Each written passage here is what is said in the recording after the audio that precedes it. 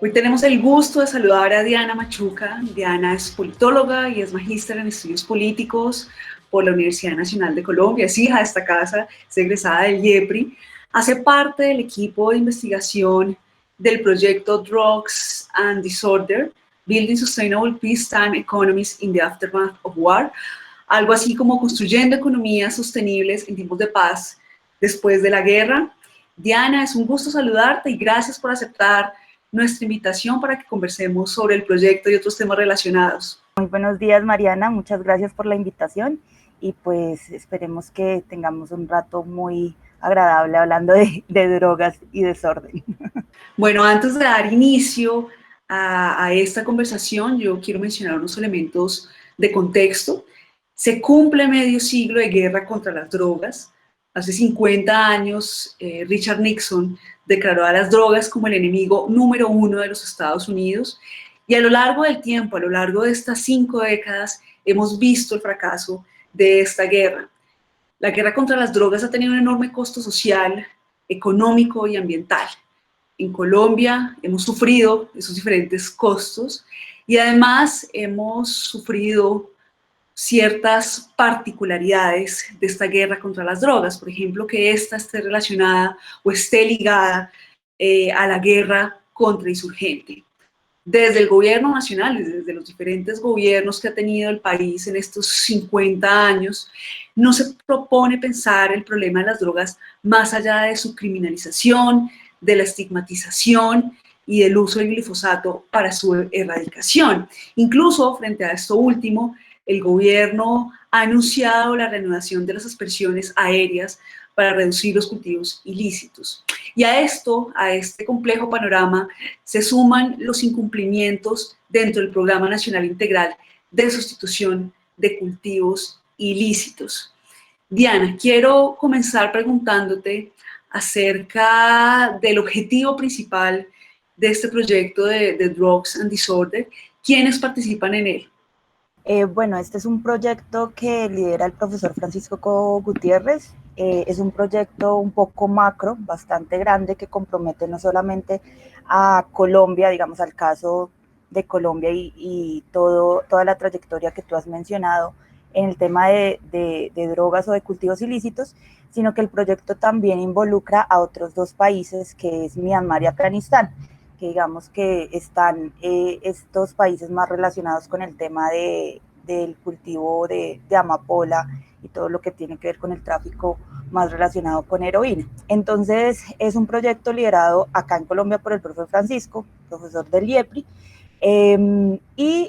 digamos el proyecto está liderado desde una perspectiva un poco más amplia, por la Universidad de Londres. Entonces, un poco la idea que hemos venido trabajando desde el 2018 es enfocarnos en entender cómo funcionan estas economías ilícitas.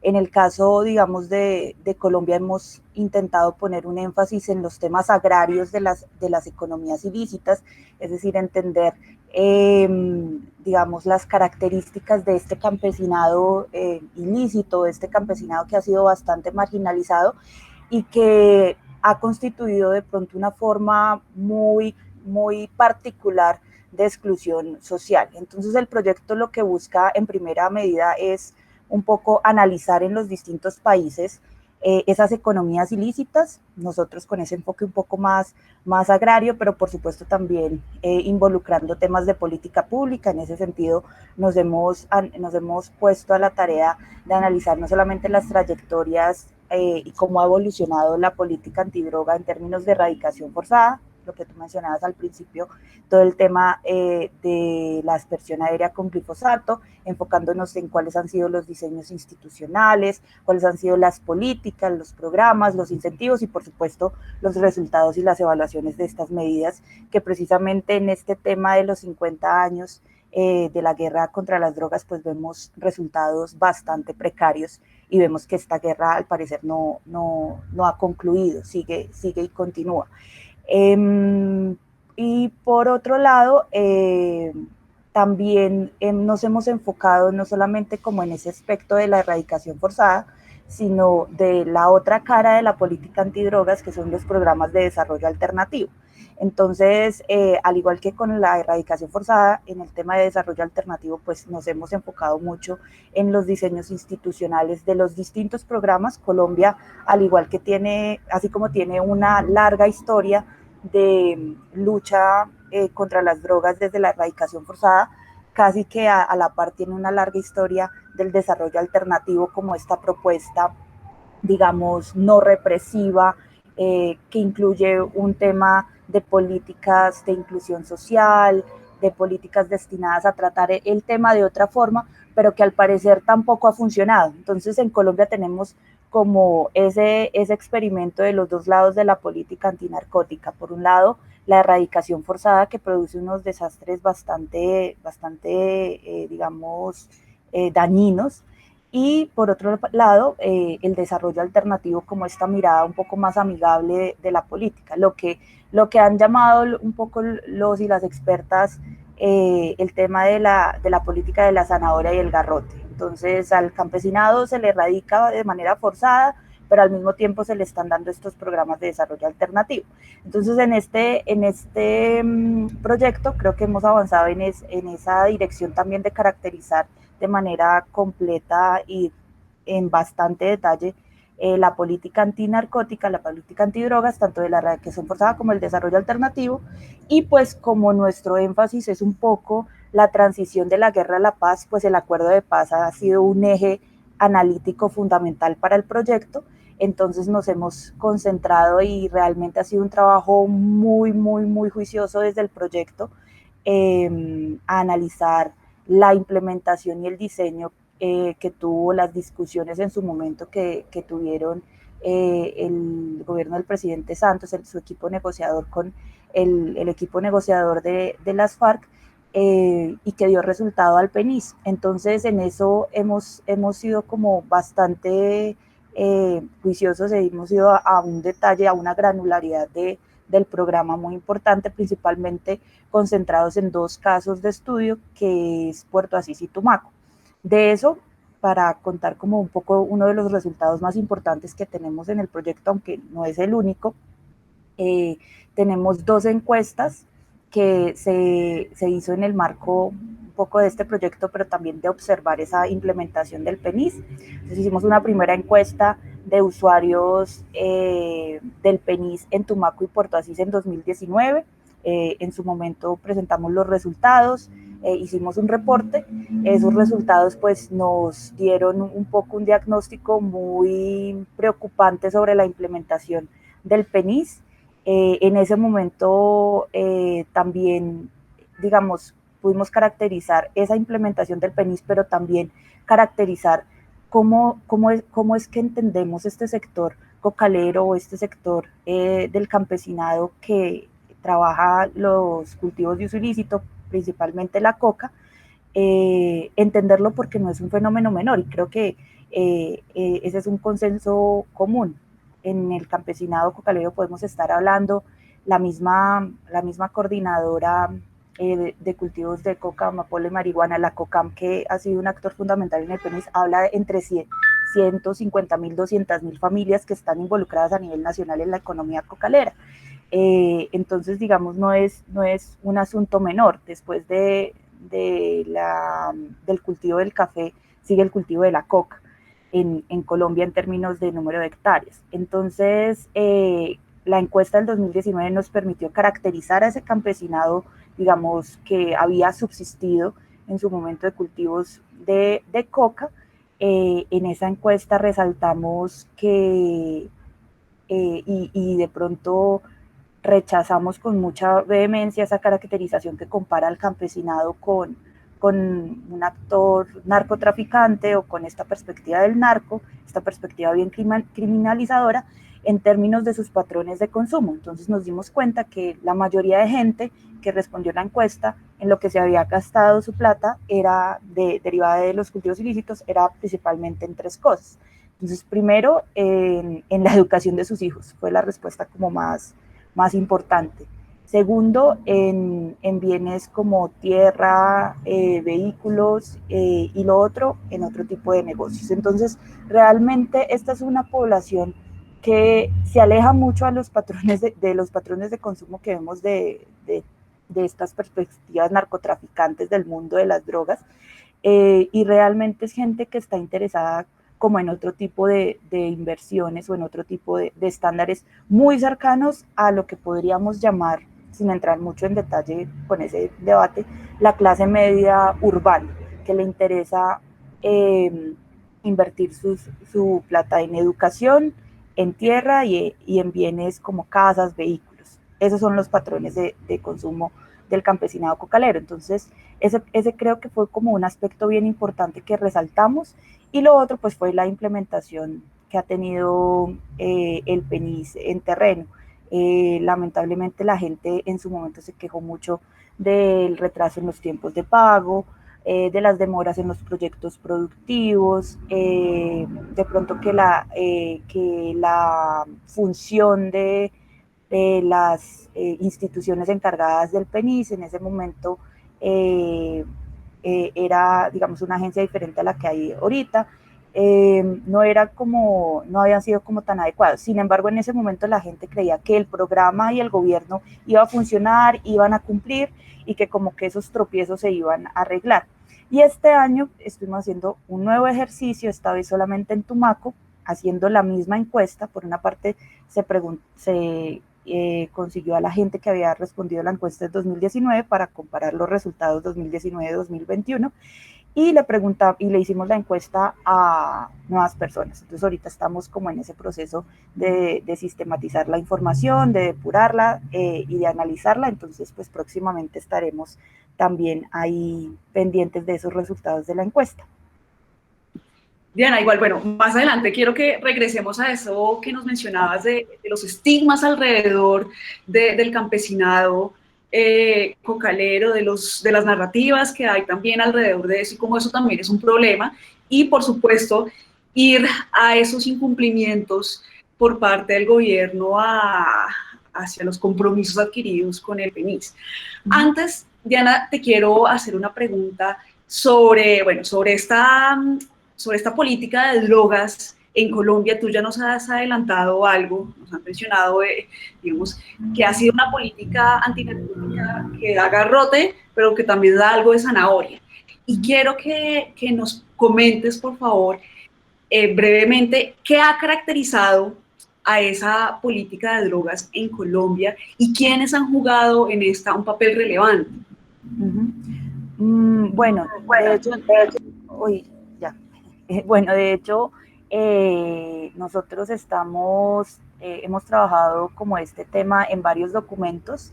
Próximamente estamos pendientes del lanzamiento de un informe sobre todo el tema institucional, analítico y de políticas públicas en perspectiva de mirar las fumigaciones. Pero entonces yo creería que la tesis que hemos manejado desde el observatorio, desde el grupo del profe Francisco, es que la política antinarcótica es una política claramente antidemocrática que cuestiona y digamos que cuestiona y controvierte ciertos principios democráticos que en su momento la Constitución del 91 había promovido. Entonces, ¿esto en qué se basa? En que principalmente la política se concentra en unas agencias muy dependientes del Poder Ejecutivo. O sea, la toma de decisiones de la política antinarcótica está enfatizada principalmente en el Poder Ejecutivo, en los ministerios y en algunos, sí, principalmente como en los ministerios. Y por otra parte, es una política que es principalmente ejecutada por la policía, por una agencia de seguridad del Estado.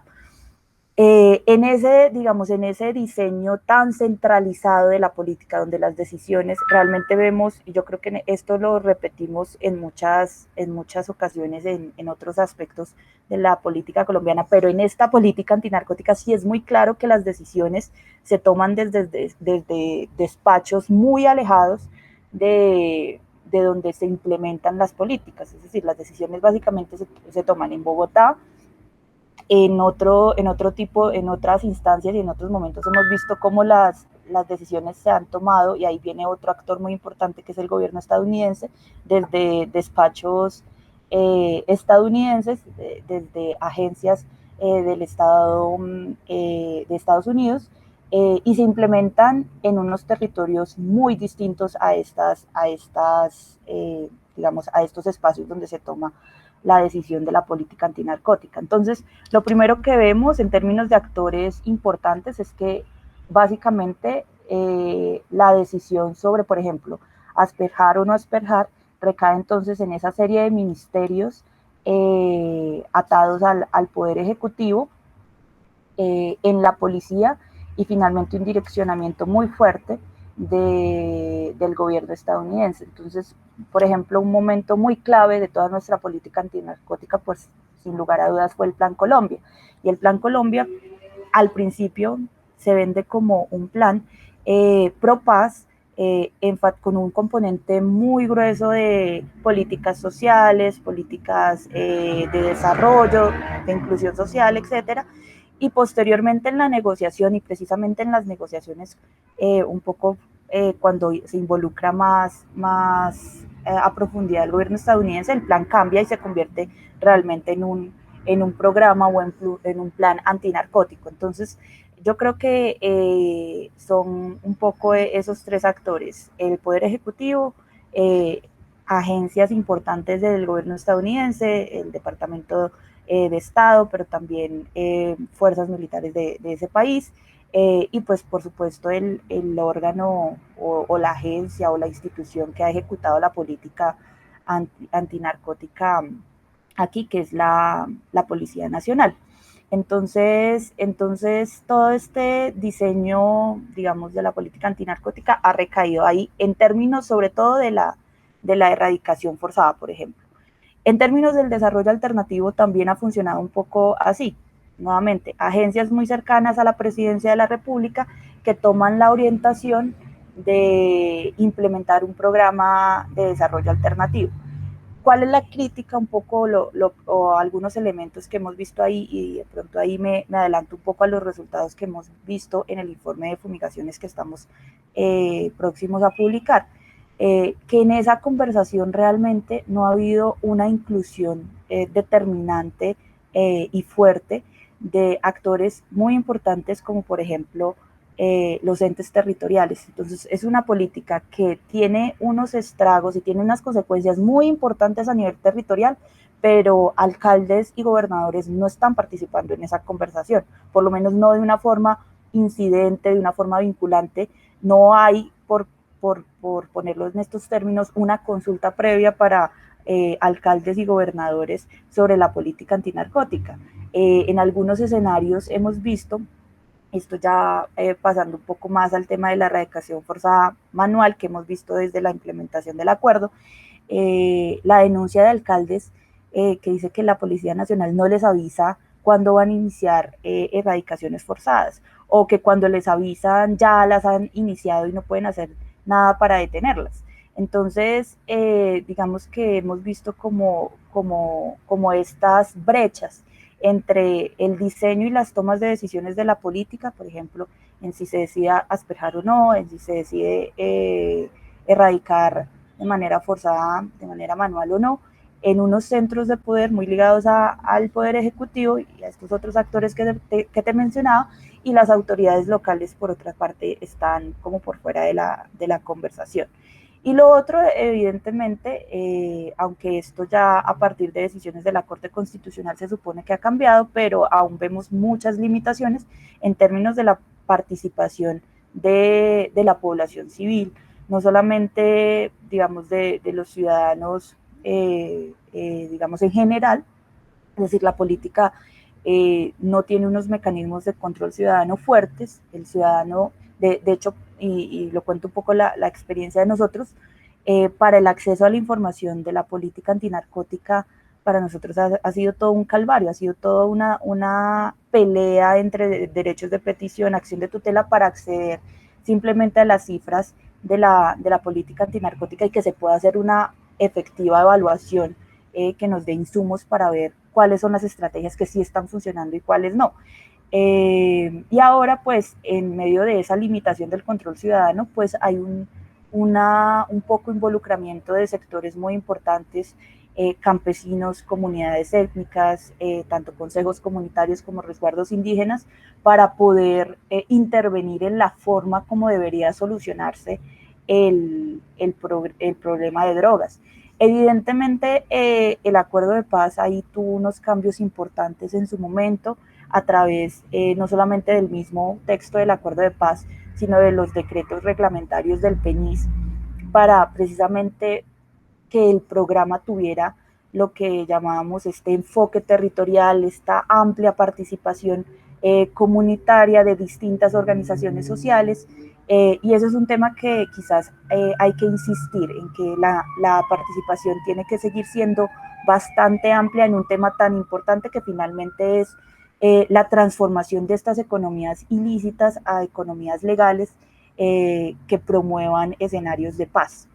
Entonces, sí, yo creo como ese es como un poco el escenario general de la política antinarcótica y de esos actores claves que participan. Entonces, el tema entonces ha pasado por un diseño muy centralizador que tiene plenos o varios rasgos antidemocráticos de la política que en algunas partes contravían principios constitucionales que promovió en su momento la Constitución del 91, y que pues ha dejado por fuera de esa conversación a los entes territoriales, a los alcaldes y gobernadores, pero además también hemos visto un poco o bastante más bien toda la exclusión que hay en términos de la ciudadanía en general. Es decir, hacer un control ciudadano fuerte o la política antinarcótica no puede tener un control ciudadano fuerte, no hay unos mecanismos como específicos para que haya una incidencia, una participación, una conversación con los ciudadanos del común y corriente sobre ese tema. Por ejemplo, comentaba que en el observatorio ha vivido todo un calvario buscando y intentando conseguir información precisamente para analizar y saber cuáles son las estrategias más importantes, las que han fallado, las que no han fallado tanto sobre el tema de la política antidrogas, y ha sido muy difícil el hecho de conseguir información sobre el tema. Entonces, realmente hay un aspecto bien, digamos, difícil en el tema del acceso a la información que hace parte de ese control ciudadano. Pero además, aunque la Corte Constitucional en sus distintas decisiones ha venido cambiando ese tema, sobre todo para las comunidades étnicas, la participación de otros actores, de otras organizaciones, para incidir, para permitir o no, para decidir cuál es la mejor forma finalmente de transformar esas economías ilícitas a economías legales y a economías que promuevan estos escenarios de paz, pues la participación sigue siendo muy limitada para estas comunidades. Efectivamente, el acuerdo de paz cambia un poco esta narrativa. Recordemos que el acuerdo tiene todo un enfoque territorial con una alta promoción de la participación ciudadana, de la participación comunitaria. Tenemos todo un punto 1 que precisamente se articula con el punto 4 y con el PENIS sobre cómo construir política y cómo hacer política desde otra perspectiva, desde otros territorios, que se promuevan más dinámicas desde abajo hacia arriba, y pues en todo eso la participación es un elemento completamente central y transversal. Entonces, el acuerdo de paz avanza en ese tema de ampliar más y de meter en la conversación a distintos actores, por lo menos en el PENIS, no en el tema de erradicación forzada. Eso todavía sigue siendo un espacio del gobierno nacional, y ahí precisamente por esa falta de articulación entre esas estrategias es que vemos un poco es que hemos visto un poco esa descoordinación entre el PENIS y la erradicación forzada manual. Entonces, aunque el acuerdo avanza en esa participación, todavía falta emplear y diseñar otro tipo de mecanismos que permitan ampliar esas fronteras, y que realmente lo que nosotros hablamos un poco en el informe de fumigaciones, que permitan democratizar la política antinarcótica y si bien no descentralizarla, sí de pronto incluir en esa toma de decisiones a otros actores que son claves dentro de la política. Diana, quiero preguntarte ahora por la narrativa, ¿sí? La narrativa que acompaña toda esta guerra contra las drogas. Hay una poderosa narrativa acerca de la erradicación, hay una poderosa narrativa sobre los consumidores, sobre los campesinos que cultivan la hoja de coca. ¿Qué es lo que tiene que cambiar en esta narrativa también? Bueno, en primer lugar, pues la narrativa que existe es que el campesinado cocalero está cometiendo un delito, ¿no? Y pues eso hasta cierto punto, bueno, en eso hay razón porque pues en Colombia se supone que está prohibido todo el tema de tráfico, cultivo, producción de cultivos de uso ilícito, salvo en el caso de las comunidades indígenas, donde el cultivo, digamos, tradicional, en el marco digamos, de sus tradiciones, cuando el cultivo está relacionado con estos temas étnicos, pues se permite, aunque eso en su momento también tuvo varias limitaciones y se quiso desmontar en su momento. Entonces, lo primero es que como estamos en un régimen prohibicionista, finalmente, aunque hay, digamos, avances en esos temas, sobre todo en el tema del consumo de la marihuana, pues es donde creo que ha avanzado mucho más esta despenalización, descriminalización. Eh, Estamos en un régimen netamente prohibicionista en términos del tráfico, de la producción, del cultivo de estas sustancias que tienen un uso ilícito. Entonces, lo primero que hace parte de esa narrativa es que como el cultivador de hoja de coca está cometiendo un delito, pues de una vez se asume desde esta perspectiva prohibicionista que está cometiendo pues un delito, que es un delincuente, ¿no? Entonces, y a partir de ahí, lo que hace esta narrativa es meter como a todos los actores como en un mismo saco, en un mismo grupo. Entonces, el cultivador que subsiste, que intenta educar a sus hijos, que intenta mantener su vida de una forma muy básica, casi que una economía de subsistencia a veces, es un delincuente, pero también el consumidor es un delincuente, pero también el narcotraficante es un delincuente. O sea, lo primero que hace esta narrativa es pues ubicar a todos los sectores de los distintos eslabones de la cadena en un mismo grupo y tildarlos de delincuentes. Y en particular entonces para el caso del campesinado, yo creo que esa narrativa pues además de que se enmarca en este tema de la prohibición y de que la producción de cultivos de uso ilícito pues es un delito, pues se les trata como delincuentes. Entonces no importa, se les trata como delincuentes si es una perspectiva que promueve casi que una deshumanización, ¿no? Entonces, si son delincuentes, pues hay que perseguirlos y no importa si hay que erradicarles de manera forzada, si hay que asperjarlos, todo con tal de acabar ese delito. Y pues la otra estigmatización que ha ocurrido y que tú lo mencionabas al principio de nuestra conversación, pues es que la guerra antidrogas en Colombia se articula en un momento muy clave de la guerra civil en Colombia, entonces termina también siendo una estrategia contrainsurgente. Entonces el campesinado que cultiva coca termina en una doble estigmatización, ¿no? Por una parte es un delincuente porque cultiva coca, pero por otra parte es un delincuente y además es guerrillero. Entonces hay que combatirlo sí o sí. Y en esa perspectiva, pues las alternativas que principalmente predominan es pues a acabar con sus medios de subsistencia y en algunas veces acabarlos, porque hacen parte de la guerra contrainsurgente del Estado. Entonces, digamos, esas dos narrativas son las que se han vinculado. Por una parte, que es un delincuente y que está cometiendo un delito, hay que acabarlo, y que caiga en el todo el peso de la ley, y por otra parte, hay que destruir esa forma de subsistencia, ese campesinado, porque es aliado de la guerrilla o porque hace parte de la guerrilla.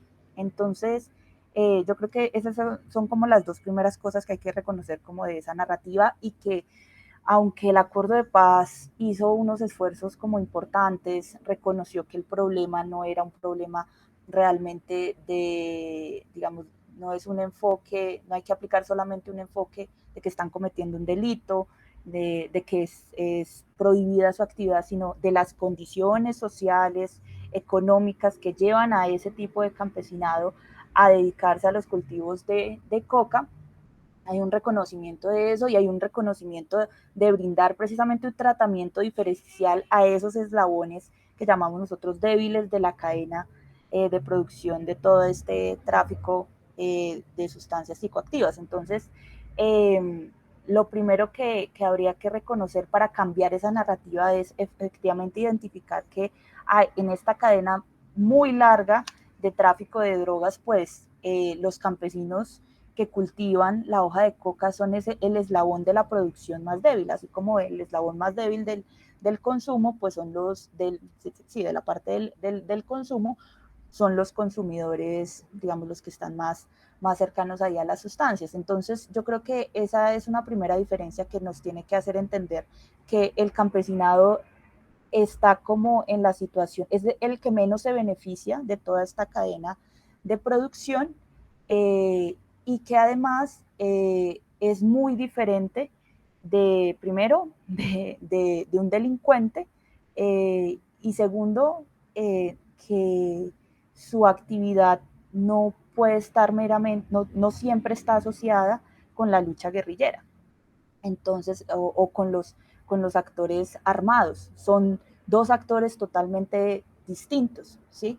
En muchas ocasiones, a veces, en entrevistas que hemos tenido con cultivadores, con cocaleros, a veces la cadena de la producción, de la compra de hoja o de pasta base, se subdivide tanto que los compradores ni siquiera todavía se les reconoce como actores armados. Siguen siendo a veces civiles, ¿sí? Obviamente que nuevamente en este régimen prohibicionista pues están cometiendo un delito, pero siguen siendo civiles. Entonces, realmente yo creo que el primer paso para desmontar esa narrativa es ver cómo entender de una perspectiva más sociológica, sin meter tanto el tema del delito, qué es lo que están haciendo los campesinos cultivadores, y a la final uno se da cuenta que no se alejan tanto, no se distancian tanto de otro tipo de economías agrarias. Por eso en este proyecto insistimos como en esos aspectos agrarios de la economía, más allá de ver si el campesino está cometiendo un delito o no. Entonces, cuando nos enfocamos en esos aspectos nos damos cuenta que efectivamente pues no, no vemos como esa perspectiva punitiva, creemos que no son delincuentes, que hay un contexto social, a veces un contexto muy violento de desplazamiento, de despojo, que los lleva a desplazarse de sus territorios. Muchos de estos campesinos no son originarios, no son nativos de estos territorios, sino por oleadas de colonización y de expulsión que ha tenido este país precisamente por motivos de la violencia, pues los lleva a ubicarse en estas zonas de frontera agrícola, y que esas condiciones de exclusión y marginalidad son las que promueven un poco que la única opción productiva y económica que haya en estos territorios pues es el tema de la coca. Lo segundo es que efectivamente el campesinado cocalero no es un campesinado guerrillero, o no es un campesinado que automáticamente está asociado de manera íntima y directa con los actores armados. A veces, lo que yo te mencionaba, esas cadenas pueden ser aún más largas, y pueden haber muchos más intermediarios que, que a tal punto que uno no llega todavía a asociar al campesino con el actor armado. O sea, entre esos dos pueden haber una serie de intermediarios muchos más largos.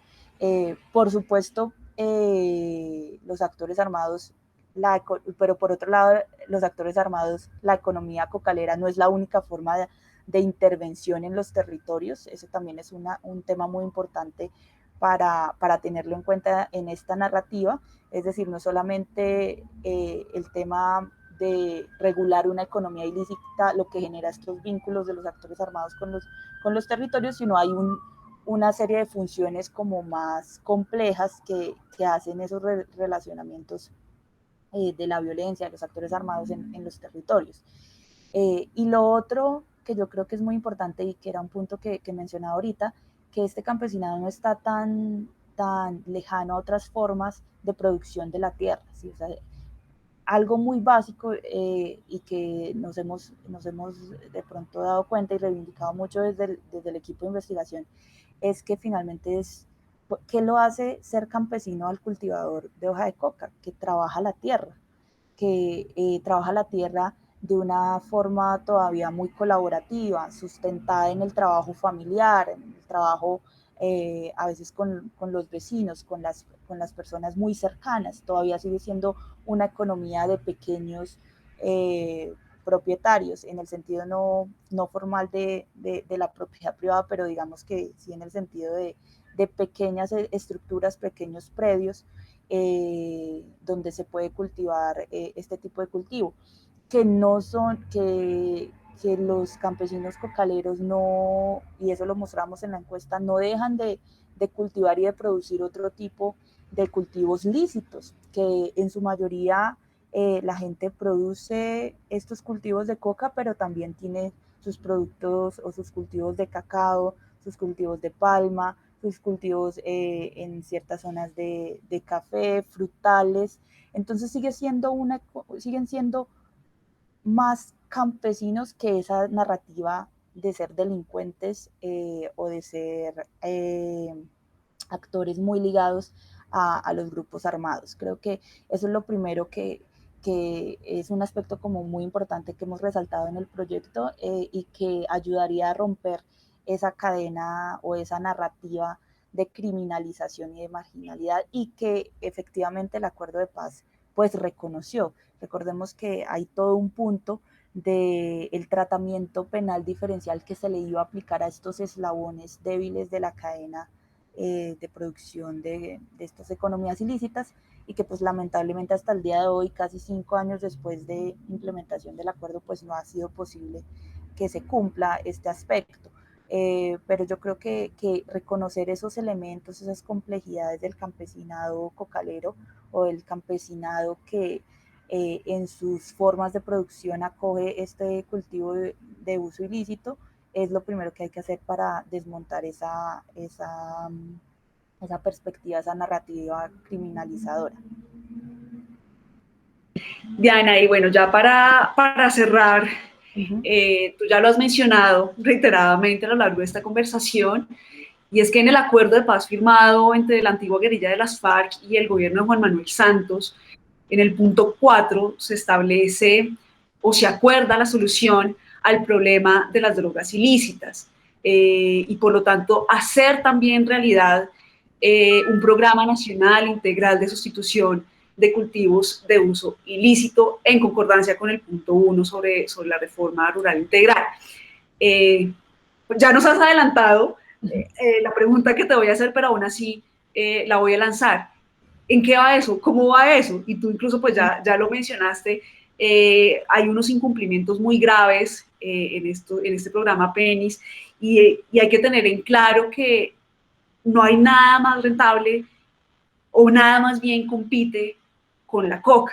Si es rentable, tiene bajo costo de capital, tiene flujo efectivo constante y bueno, entre otros problemas que se asocian con esos incumplimientos. ¿Qué nos podrías decir al respecto para finalizar? Bueno, lamentablemente el programa de sustitución actualmente agoniza. Desde el principio con el gobierno Santos tuvo unos problemas de implementación muy grandes. Si ustedes recuerdan, entre 2017 y 2018, y pues la verdad esa ha sido una constante durante todo el programa, pues hubo una descoordinación bastante fuerte entre la erradicación forzada manual, que no estaba suspendida. Lo que se suspendió en 2015 fueron las aspersiones aéreas con glifosato, y entonces hubo esta descoordinación entre esas erradicaciones forzadas manuales, que podrían ser, digamos, arrancar la mata mediante la fuerza del erradicador, o las erradicaciones terrestres con glifosato, pero terrestres, con bomba, y el erradicador iba como quemando con esta sustancia la mata de coca. Entonces hubo una descoordinación entre esas labores y el inicio del programa de sustitución. Entonces, recordemos que el acuerdo de paz había planteado una jerarquía en las estrategias, y que luego la Corte Constitucional reconoció en unas sentencias. Entonces, lo primero es que a partir del acuerdo de paz, la estrategia principal para abordar esta problemática de los cultivos de uso ilícito es la sustitución voluntaria y concertada con las comunidades. O sea, eso es lo primero que tendría que hacer el Estado a partir de estas resoluciones del Acuerdo de Paz y de la Corte Constitucional: implementar estas estrategias de sustitución voluntaria, es decir, estas estrategias no represivas de la política.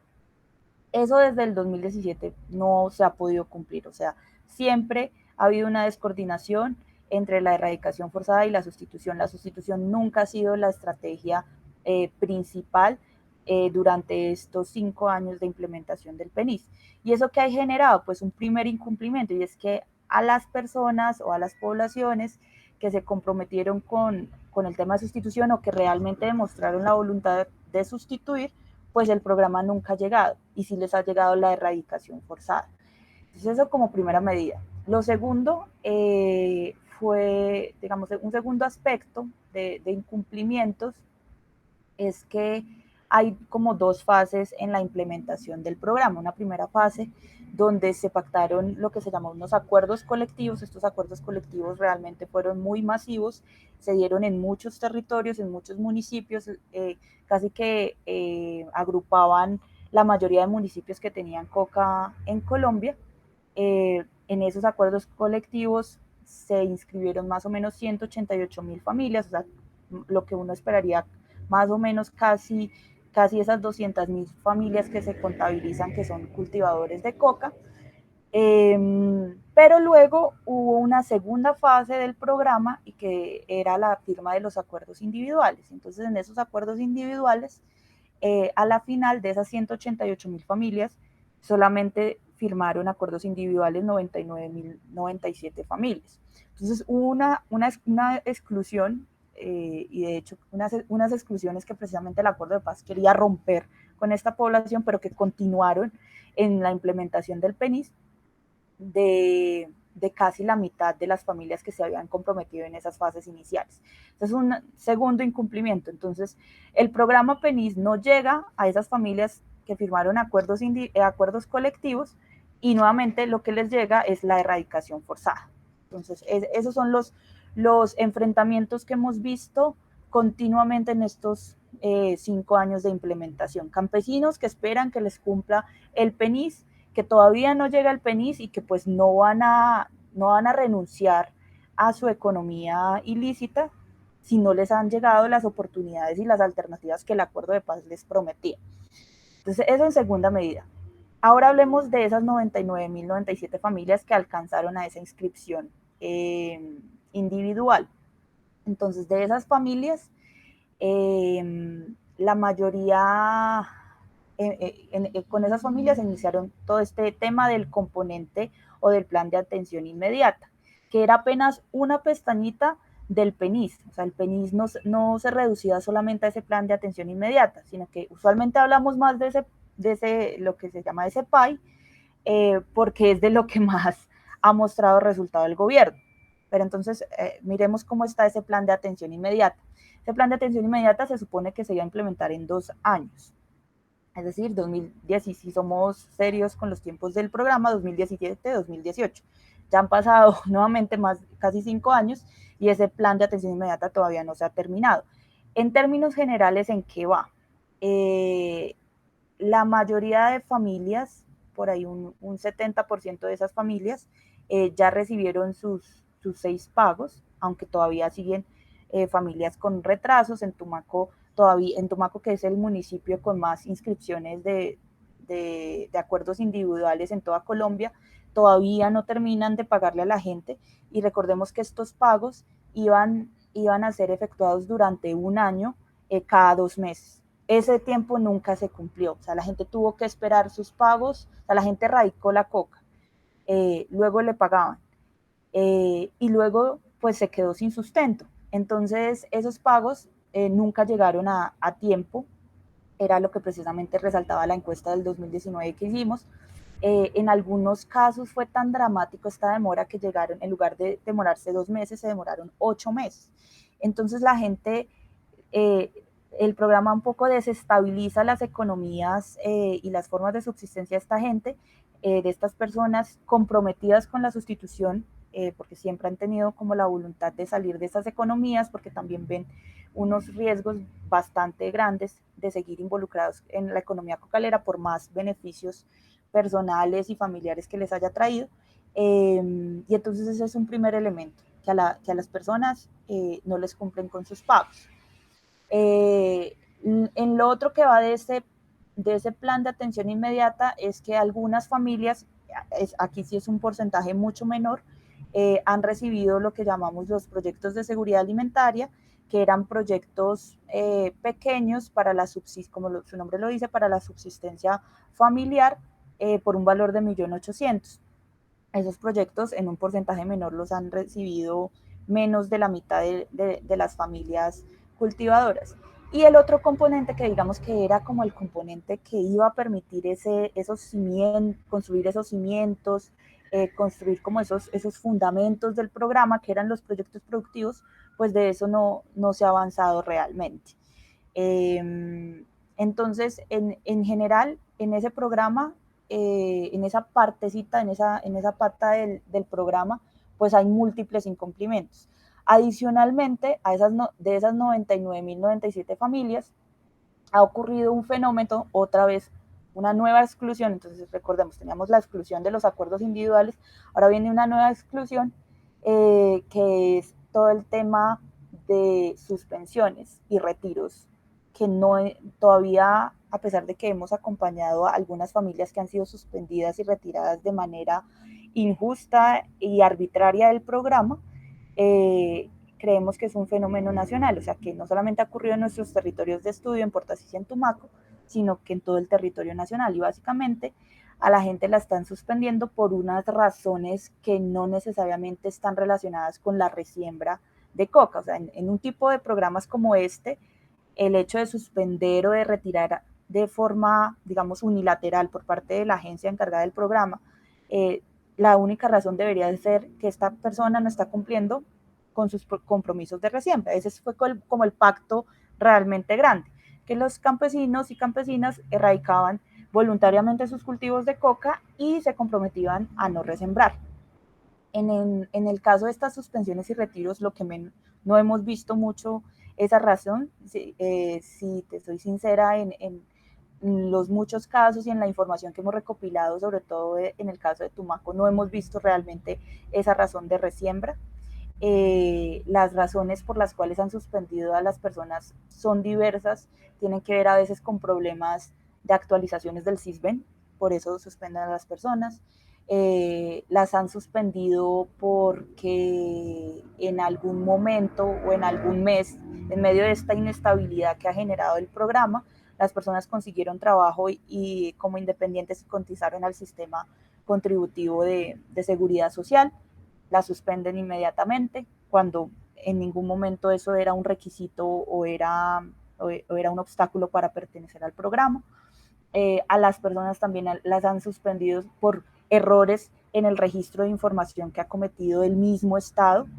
Entonces te doy un ejemplo de esto. En unas veredas de Tumaco, a las personas las inscribieron con un perfil de cultivador de hoja de coca, cuando ellos nunca habían cultivado coca, sino que se deberían haber registrado bajo el perfil de no cultivador. Recordemos que el programa en su inscripción individual mantenía esos 3 perfiles: no cultivador, cultivador de hoja de coca, y recolector o recolectora, es decir, a los raspachines. A los raspachines sí que no les han cumplido para nada en ese tema. Se suponía que a ellos se les iba a brindar una especie, unos contratos con el fin de que promovieran unas obras comunitarias en sus veredas. A ese sector no se le ha cumplido. Por ejemplo, en Tumaco, en el pasado paro nacional, que Tumaco pues tuvo sus propias expresiones y agendas en este paro, una de los sectores campesinos, el llamado era que les cumplieran a los más de 5.000 recolectores que hicieron parte de este programa y que no han sido atendidos hoy 21 de junio del 2021, no han sido atendidos. Entonces, lo que vemos es como un memorial de incumplimientos muy largo del PENIS. Y bueno, y un tema muy importante de ese memorial de incumplimientos es lo que te mencionaba ya, la no, digamos, la no expedición de la ley de tratamiento penal diferencial. Ni siquiera hoy en día pues está priorizada por el gobierno nacional, y pues en un escenario como el actual, pues está difícil que estos desarrollos normativos del acuerdo de paz se promuevan. Y por otra parte, una falta de articulación con el punto 1 y un avance ahí sí muy precario del punto 1, que era pues todo este tema de transformación territorial, todas las herramientas que tenía el punto 1 en términos de los planes nacionales de la reforma rural integral, en términos de los programas de desarrollo con enfoque territorial, en términos del fondo de tierras, de la formalización de tierras, de la actualización del catastro multipropósito. Eso aún no avanza o aún no se consolida un proceso que uno vea realmente el gobierno le está metiendo un esfuerzo presupuestal en términos de burocracia, de agencias importantes. Eso no lo vemos actualmente o no lo hemos visto en nuestros municipios de estudio.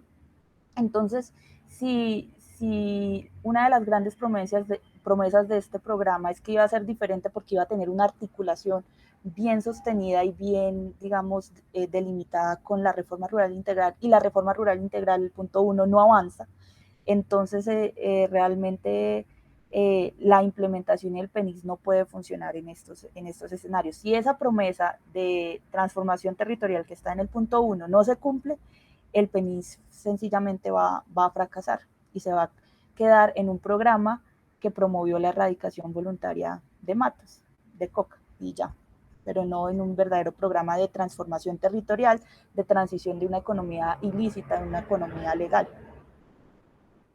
Diana, muchas gracias de nuevo por tu tiempo, gracias por presentarnos algunos de los resultados y de los avances de este importante proyecto de investigación y muchos éxitos en el lanzamiento del informe.